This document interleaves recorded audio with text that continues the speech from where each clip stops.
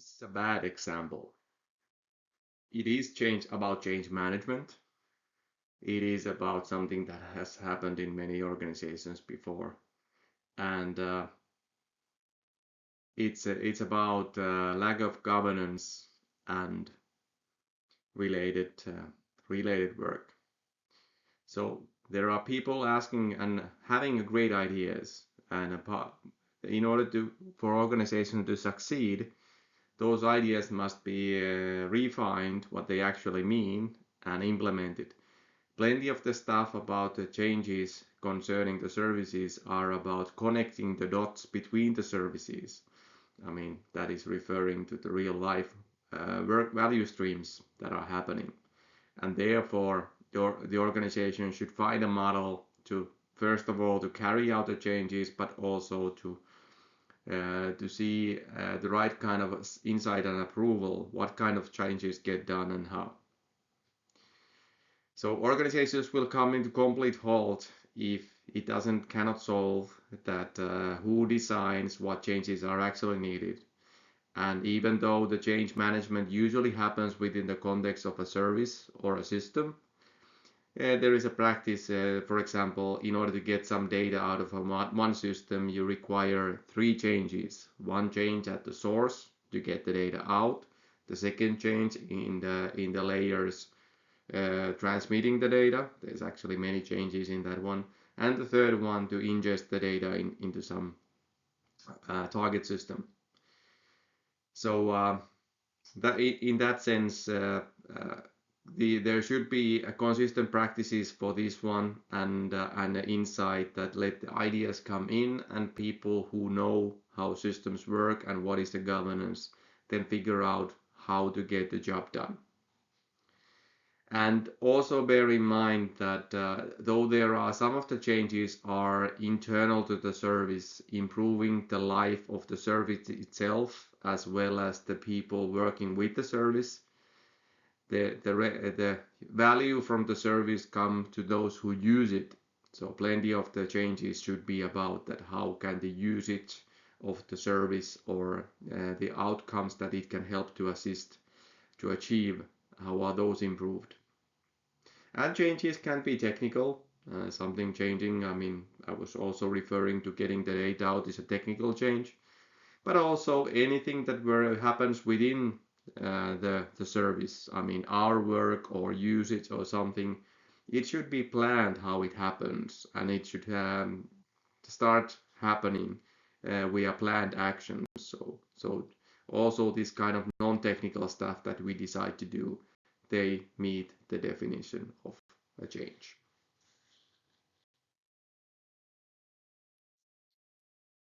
So we want, with the change management, we want the changes to happen, and this is the agreed methodology to get that one done. Um, of course, there's another point to protect the existing environment from uncontrolled changes, which is another factor, but the same thing that we do, decide how do we get the ideas, processes, this, and get them done, we'll actually do the both.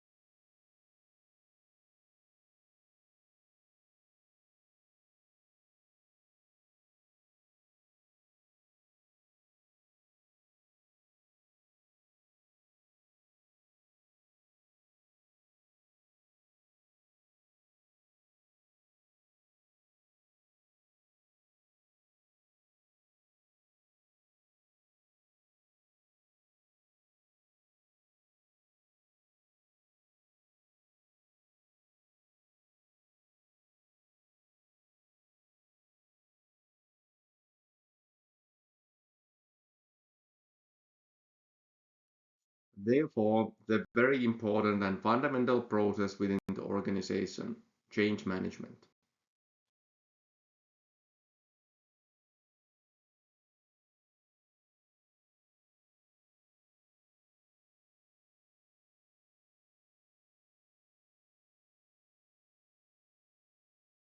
Change management has a long history, It has been also referred to as a change control, and then the idea, the starting point has been that we have had uncontrolled changes in the production environment that have has broken things. And this practice that nothing goes into production without somebody agreeing about it, like this one, is one starting point. But as we get better, we notice that there are some reoccurring things. We will shortly talk about those ones. And the complete objective is to get the changes done in correct way, because it's completely impossible thought that we would prevent the changes from happening. That would prevent the related incidents from happening, but the world is changing all the time, so we would drift away from it. And therefore, we want as much as changes as possible, but in a smart and controllable way, that we are spending our resources in a smart way, as well as the actual changes that we then release, they are actually working and doesn't distract or confuse things or break things.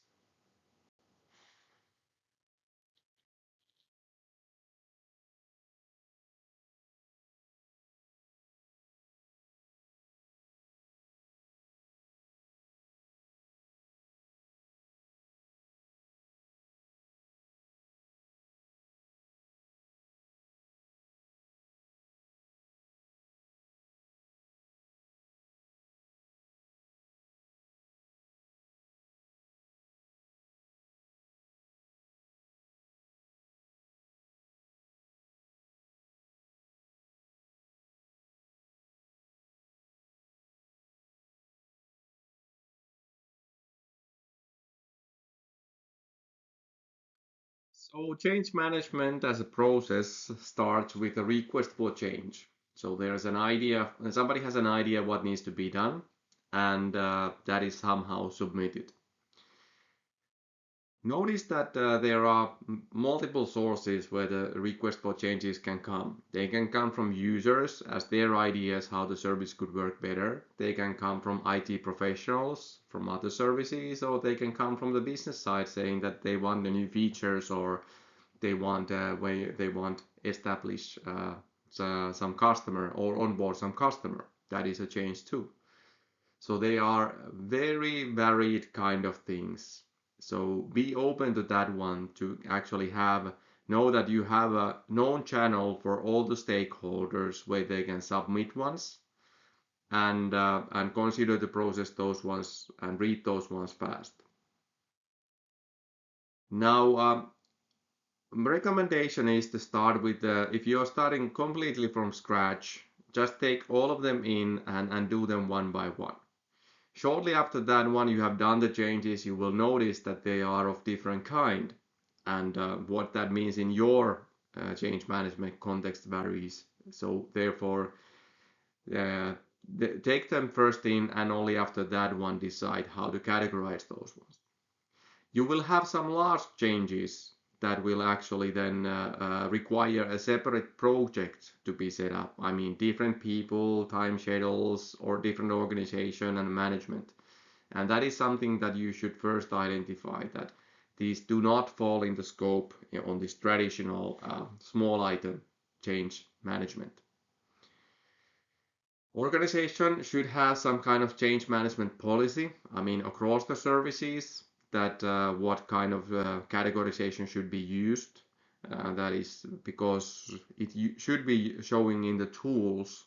So therefore, you can do the tools only in one way. So therefore, it makes sense that you have some kind of process-related guidance in form of change management policy that will guide you to do the same. But even though there would be no external guidance how to do things, you will still up categorizing those changes and finding a different sub-process or different kind of model for them. So the largest ones requiring separate planning and projects are the ones to take out separately and possibly follow up and use the organization's project management methods. Second one are the ones that are minor. These are also sometimes referred to as standard. But anyway, you have some reoccurring similar kind of changes. And in these kind of cases, the easiest way is to do the change management thinking once. Create a process with certain sanity checks and then give approval for that practice so that whenever it comes next time, it doesn't need all the planning that is needed in the change management. This is the most common way to speed up the change management, and you can easily use this one like technically bringing a new laptop into the environment is a change because there is a new device and it works differently. But because you have already bought 29,000 laptops on the environment, you have very little surprises there, and therefore you can actually uh, consider this to be a minor change and pre-approved, saying that if the manager approves the costs, the workstation can be bought, installed, and delivered. And the same thing applies if your service is application related. It might be some new integration or that kind of interface that has using the standard parameters. Even though the system works differently after that one, it's a significantly smaller for a job and you know exactly how to do it. So all this kind of order kind of stuff can fall into this category, and everything that there is a middle left off is there in the middle, and they follow the same regular change management process where you actually do the analysis. What is this about, and what kind of work it requires, and is it worth the effort, and therefore it follows the normal steps.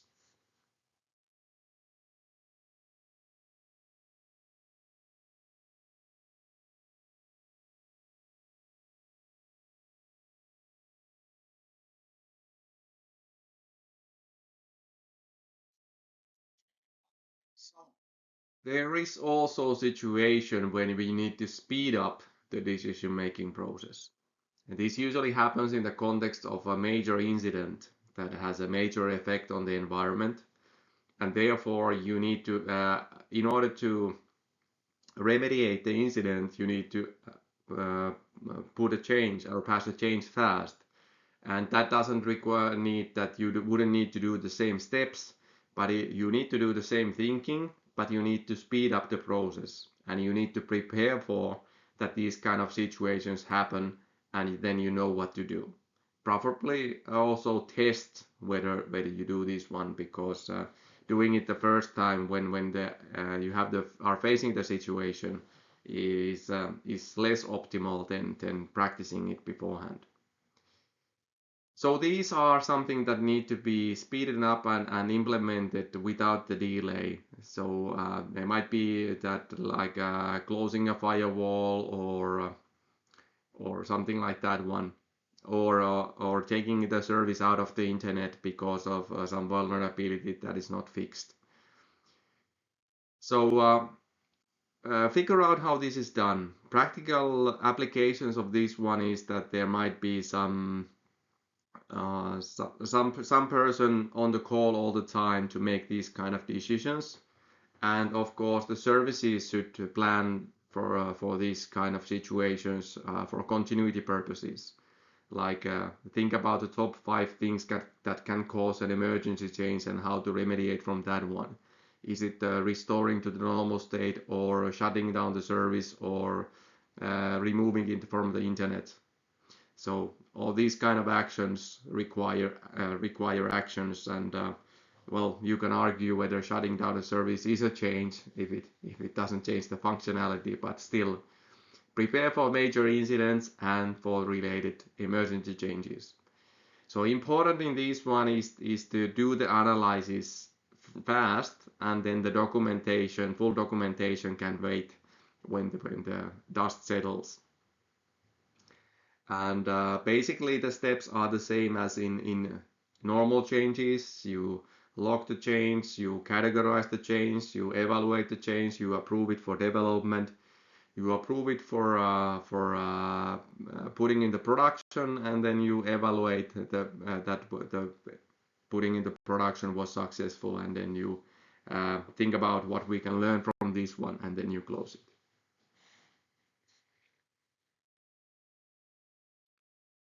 All the previous also in a graphical format. You have different sources for changes. Some of them might be formal. I mean, if the requester knows exactly what he's requesting, and it can be defined without discussion, like a workstation order or possibly some server order, then you might consider some ordering forms.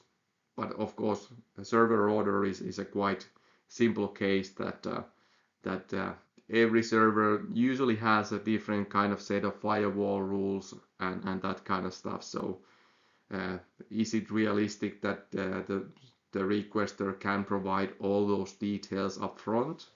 Or is it so that is my good guidance in change management is that have the small chat, and the party handling the change who knows what details are needed, then we'll actually ask those details. Anyway, you get all in and then divide them into three categories. The ones are project, they are easy to identify, take them out and put it on that track. And then whether they are about minor or standard changes, you might handle them as service requests. I made an example about the workstations, and even though it for a configuration manager like me sounds like a change when we have a new device, every organization manages the handling of the workstations as service requests, and that's completely fine. And it's also according to the mentioned guidance that those minor changes can be handled as a service requests.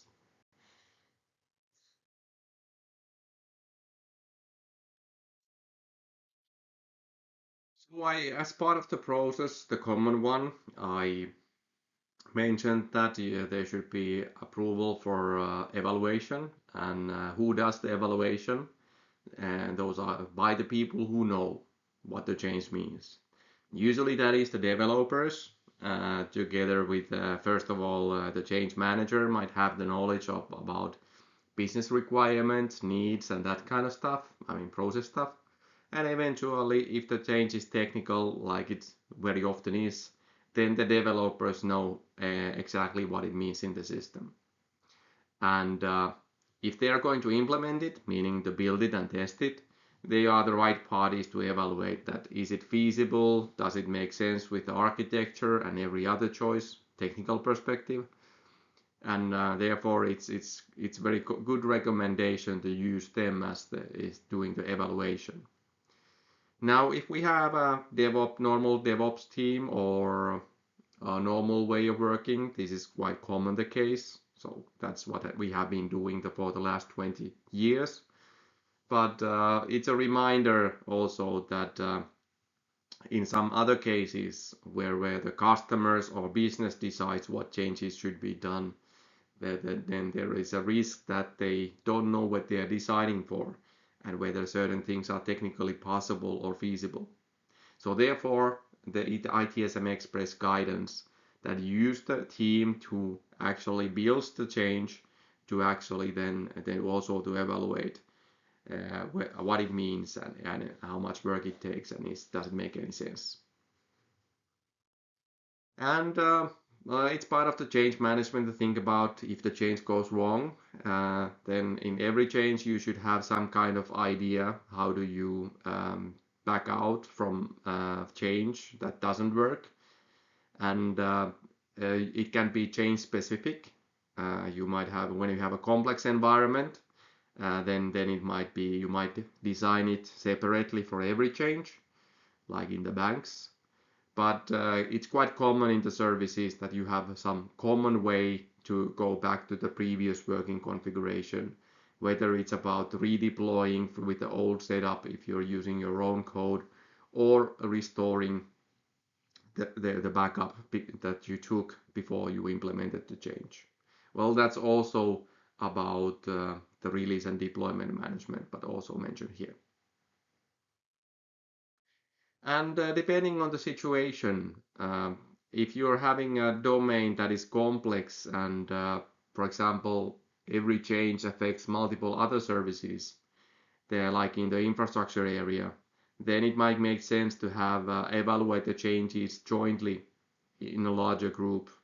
And therefore the idea is having this representative group of the affected parties and their owners, known as the Change Advisory Board. And they will evaluate and approve the changes. And as I mentioned, in the infrastructure side, it can be the head of the services mentioned, or in the smaller scale, it can be the service owner to which the change manager is presenting the change. That can be constituted as a CAB because it's the board of people who decide on the changes. But again, change advisory board requires that people come together at a certain point of time, which means some latency in the decision making. So therefore you need to especially use it in those normal cases that are unique, and take the standard or minor ones out, so that you won't be spending their time and adding this unnecessary waiting in the change management process for the changes that don't need it.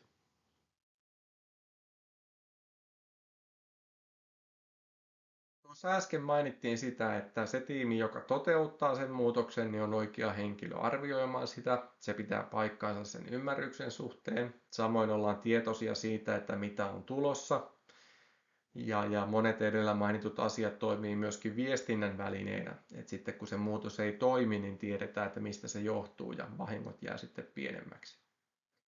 Muutoin yleinen vinkki on siitä, että kannattaa työntää sitä päätöksentekoa niin alas organisaatiossa kuin se suinkin toimii. Ja tämä liittyy myös siihen se idea niistä minor changeista tai standard changeista, kumpaa termiä haluaa käyttää, niin on myöskin siitä, että jotkut asiat ovat jopa ennakkoon hyväksyttyjä, kun toimintatapa on allekirjoitettu, tai sitten viedä jotain asioita muun muassa muutoksenhallintapäällikölle, muun muassa sellaisia teknisiä muutoksia, mitä joka tapauksessa käytännössä tarvitsee tehdä, ja teknisistä syistä niin ehkä se muutoksenhallintapäällikkö tai siinä kontekstissa roolissa toimiva on sitten oikea henkilö arvioimaan niitä. Mutta sillä tavalla niin kun syntyy todennäköisesti paras ymmärrys asioista, ja se on yleinen trendi siitä, että kannattaa puskea sitä tunnistettujen asioiden päätöksentekoa alas organisaatiossa. No, tuo lisää aiheesta ja toteuttamisesta tuosta seuraavassa aiheesta, Release and Deployment Management, julkaisun ja jakelun hallinta.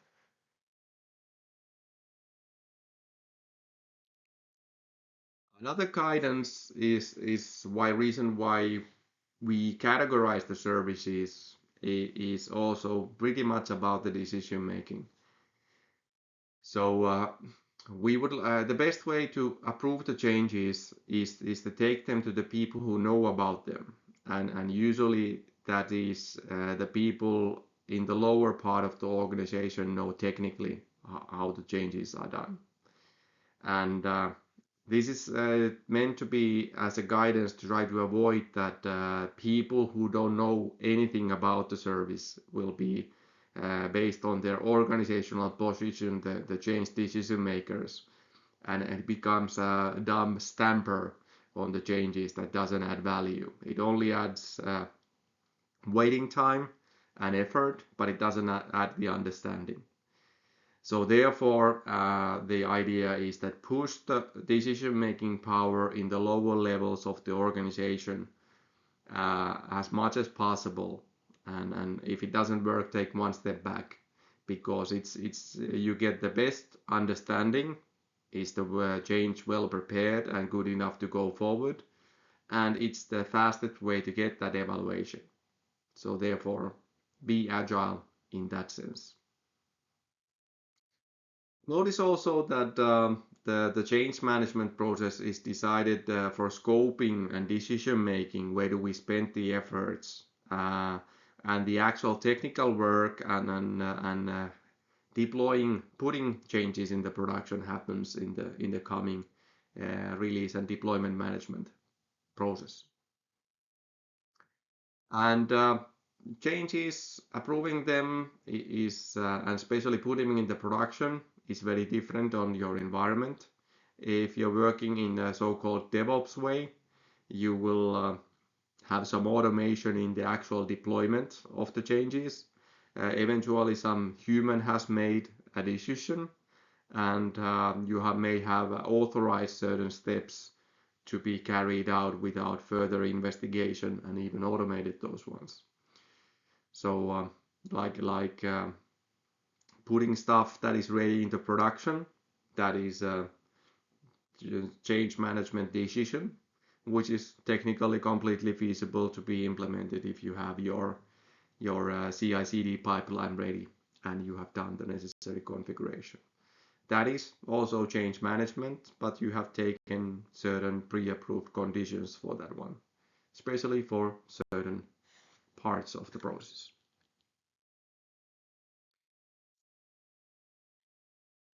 This change management has been around for tens of years, and it will be around as long as there is technology or people deciding on something or doing something. It will be around. It hasn't always worked well, and these are the most common pitfalls about it, and how to try to avoid those ones. So first one is the idea that that was written in the books and understood wrong years back, that all changes must go to change advisory board, and that is the default. I mean the option, but this causes much of delay, and people spending their time listening to stuff that doesn't concern them or they don't have no understanding about. So first of all, if you are using change advisory board, try to make it meet often, even though in small numbers, so you actually get those changes done. And second one, consider very carefully what are the things that really require change advisory board, which really change advisory board really adds value. So take all those minor changes and try to approve them separately.